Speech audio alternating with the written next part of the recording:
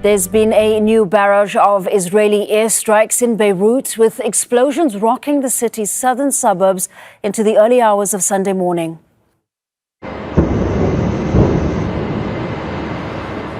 Israel's military had earlier told some residents in the southern suburb of Dahiyeh to leave. Multiple strikes on the area have caused extensive damage in recent days. Large plumes of smoke were visible after an attack close to Beirut airport. Laura Khan's joining us now from Beirut. Laura, there have been more Israeli airstrikes on Beirut as recently as the last hour or two. What's been happening where you are?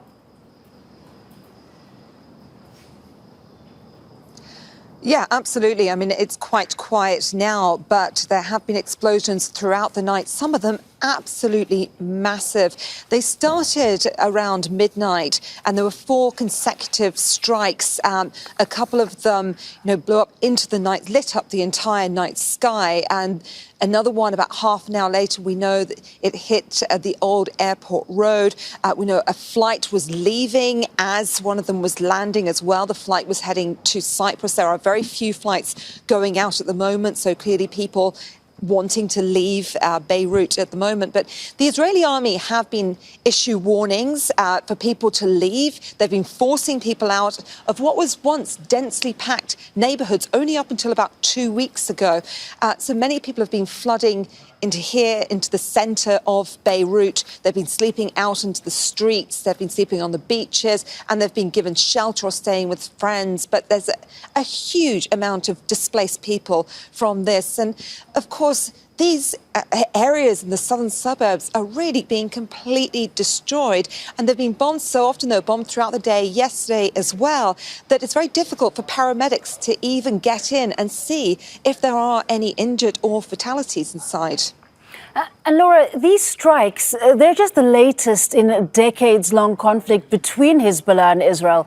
Has Hezbollah responded to the strikes that we've seen in the last 24 hours? Hezbollah has issued a statement. It has been responding, but in the south, it's been fighting Israel on the southern border. So the majority of people are over there at the moment. They faced the first face-to-face combat about 4 days ago. They did say in a statement that the Israelis tried to infiltrate in the village of Blida, which is just on the border with Israel. They said they managed to push them back with artillery. They said they also sent projectiles over. There were warnings, Israeli warnings, in a place called Kiryat Shimona, which is on the other side of the border, that 30 projectiles had come over. Most of them were intercepted and some landed in open areas. And Hezbollah also said they hit the Samson base, which is in the upper Galilee. But as you said, this has been going on for many decades, and Hezbollah was born out of the conflict with Israel. Here's my latest report. Hezbollah has been considered a formidable and sometimes controversial fighting force operating in Lebanon for decades. But it would be Israel's war on Gaza and subsequent operations in Lebanon that would test the fighting group and create a dangerous moment for Lebanon and the Middle East. The conflict between Hezbollah and Israel stretches back nearly half a century. And an important year was 1982. This is when Israel invaded Lebanon, rolling in tanks across the border and putting boots on the ground. At this point, a civil war had already been raging in Lebanon for years. This had followed cross-border attacks between the Palestinian Liberation Organization, or PLO, and the Israeli army. The Israelis occupied southern Lebanon all the way to Beirut. The PLO were forced out, but Israel stayed and would contribute to massacres. Over 2 days in September, Lebanese militia backed by the Israeli army killed between 2,000 and 3,500 people in Palestinian refugee camps of Sabra and Shatila in Beirut. The bloodshed caused international outrage. At around this time, Hezbollah began to form as it attracted disaffected youths from marginalized areas. With support from Iran, it would become a formidable power. Over the years, Israel suffered casualties from attacks by resistance groups, Hezbollah among them, and then they withdrew south. At around this time, Israel was stuck in a military quagmire. After 18 years in Lebanon, it finally withdrew forces in 2000. Hezbollah turned its attention to politics, winning its first seats in Lebanon's parliament in 1992. Hassan Nasrallah took the helm and maintained strong ties with Iran. For years, there were various cross-border attacks between Hezbollah and Israel, but 2006 would mark a major escalation. Hezbollah killed 3 Israeli soldiers in an ambush and took 2 captive. Israel sent troops and tanks over the border with the intention of ousting Hezbollah. A 34-day war ensued. This ended with a UN Security Council resolution 1701, which called for the cessation of hostilities and buffer zone free of arms and fighters outside the Lebanese state control. But over the next few years, Israel and Hezbollah accuse each other of continued violations. Israel accused Hezbollah of digging tunnels and maintaining a presence there, and Israel was accused of continuously violating airspace. On October the 8th, Israel invaded Gaza in response to Hamas and other fighting groups' incursion into Israel a day before. Hezbollah responded immediately, renewing border attacks on Israel that would be ongoing in tit-for-tat exchanges for months. This is a dangerous moment for Lebanon and the Middle East. For the first time since 2006, Hezbollah fighters have battled Israeli soldiers on Lebanese soil. But it's the civilians who are bearing the brunt. We've seen thousands of homes damaged or destroyed and 1.2 million people displaced. Laura Khan for Al Jazeera, Beirut. Israeli media reporting more than 110 missiles have been fired from Lebanon into northern Israel since Friday morning. At least 25 people have been killed. That's according to the Lebanese Health Ministry. 3 people were reported injured in Deir al Assad in northern Israel after a barrage of rockets were fired from Lebanon. Meanwhile, Israeli Prime Minister Benjamin Netanyahu has again vowed to respond to Iran's missile attack last week.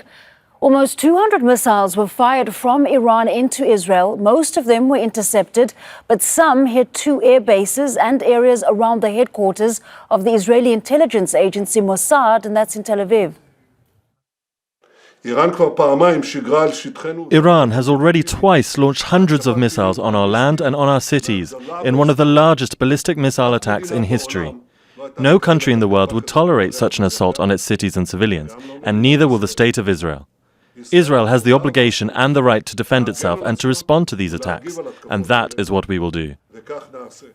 Right, Nabil Kuri is a former U.S. diplomat who's currently a non-resident senior fellow at the Arab Center.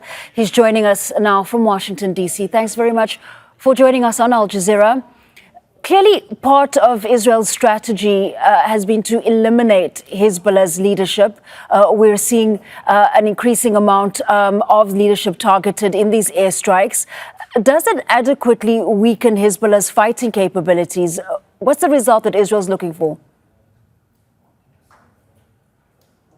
They're certainly trying to weaken Hezbollah's capabilities, to degrade their weapons and arsenals, and also they hope to push them away from the border, a little bit north of the Litani River. But I think that these are their immediate tactical goals. I think there is a strategy that is bolder, more broad-based, that this current extreme right-wing government in Israel is pursuing.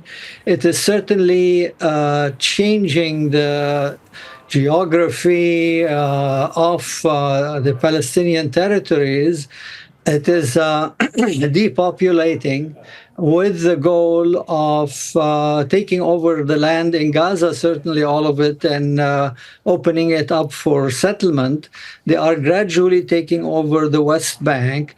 I'm afraid that they have similar goals in Lebanon to perhaps, if they can, permanently seize and control the south of Lebanon. I think they're also trying to.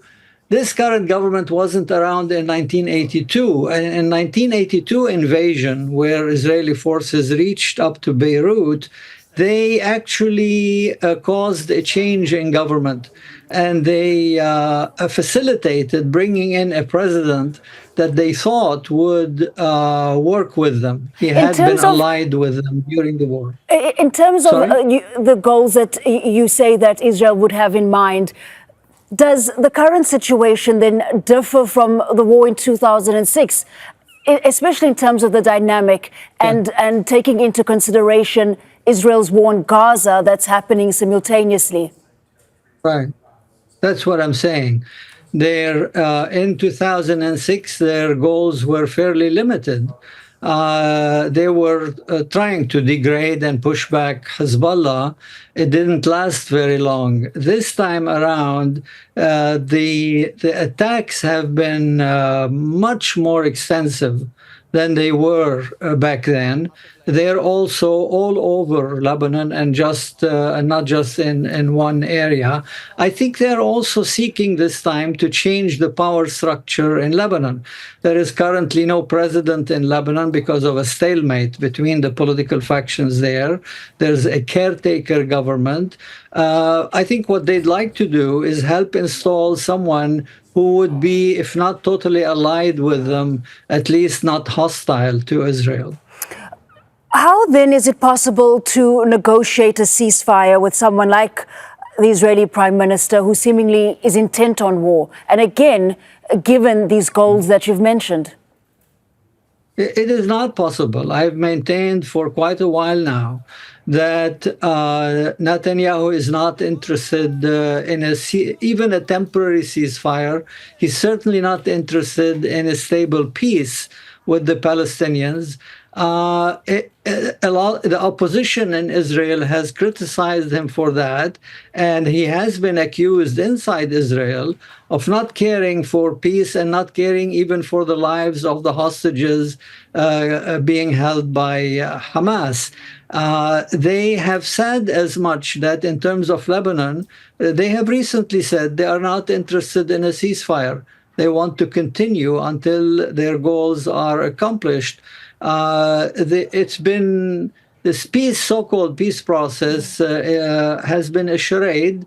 The Biden administration, in my opinion, they knew full well what's going on. Nabil Kuri, we'll have to unfortunately leave it there for the moment on that last point. Nabil Kuri is a former U.S. diplomat and he's currently a non-resident senior fellow at the Arab Center. Thank you again for joining us.